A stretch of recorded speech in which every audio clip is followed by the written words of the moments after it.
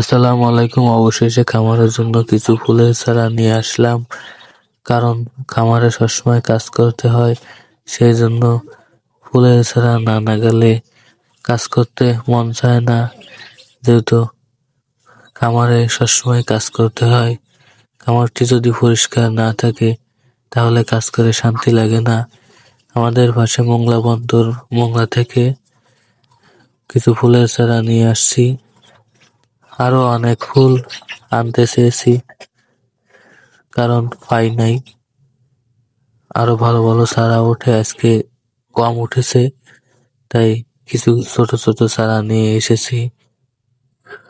অনেক ফুলের নাম জানি না।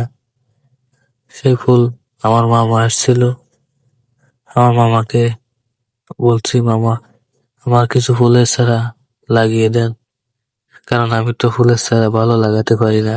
তাই আমার মামা লাগিয়ে দিচ্ছিল। খামারে যদি পরিবেশটা একটু ভালো না হয়, খামারে কাজ করে শান্তি লাগে না। কারণ এই বেশিরভাগ সময় আমার খামারেই থাকতে হয়, যেহেতু আরো কাজ আছে। আমার দোকান আছে, আমাদের মোংলা বন্দর, বাগেরহাট জেলা, মোংলা থানা আমাদের বাড়ি। সে মোংলায় আমাদের দোকান আছে, দোকানেও সময় দিতে হয়। বেশিরভাগ সময় খামারেই দিই, যেহেতু খামারে দেখি পরিবেশটা ভালো না, তাই খামারে কাজ করতে ভালো লাগে না। তাই ফুলের চারা নিয়ে আসছি। আমি পারি না, তাও মামাকে বলছি, মামা আমি একটা লাগাই। ভালোটাই চারাই আমি লাগাচ্ছিলাম, গোলাপ, যে তোমার গোলাপ খুব পছন্দ। তাই বলছি, মামা একটা চারা দাও আমি লাগাই, তুমি তো সব কটা চারা লাগাইলি।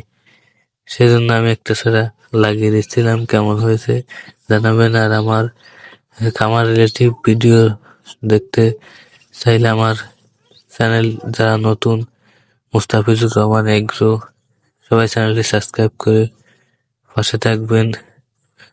বিভিন্ন ধরনের খামার রিলেটিভ ভিডিও পাবেন আমার এই চ্যানেলে। যেহেতু আমাদের খামার একটু ছোট, আলহামদুলিল্লাহ দোয়া করবেন। ভবিষ্যতে আরো বড় করার চেষ্টা করছি। যেহেতু আমার একটু সময় দিতে কষ্ট হচ্ছে, তবুও সবসময় খামারে থাকার চেষ্টা করি। খামারটা আরো সুন্দর করে তুলবো আপনাদের দোয়ায়। আপনারা দোয়া করবেন। আরো ফুলের চারা নিয়ে আসবো, সেই ফুলের ভিডিও আপনাদের দেখাবো ইনশাআল্লাহ। আমাদের একটা ভিটে আছে, সেই ভিটেটা মামা করে দিছে। ভিটের জন্য চারা নিয়ে আসছি, টমেটোর চারা, বেগুনের চারা। সবাই দোয়া করবেন যেন ভালো আরো গাছ লাগাতে হবে।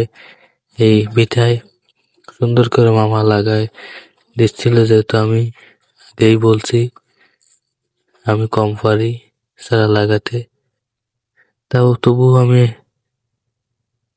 একটা না দুটে লাগাইছিলাম। আমাকে বলছে, মামা আমার দ্বারা দাও, আমি একটা লাগাই। তবে লাল শাক, সাদা শাক, পালং শাক দেবো এই ভিটায়। সবাই দোয়া করবেন যেন আমাদের খামার, কৃষি, সবকিছু আল্লাহ যেন রহমত করে। আপনাদের দোয়ায় সবাই আলহামদুলিল্লাহ বইলে খামারে যেন আল্লাহ বারাকা দান করে। সবাই দোয়া করবেন। আসসালামু আলাইকুম ওয়া রাহমাতুল্লাহ।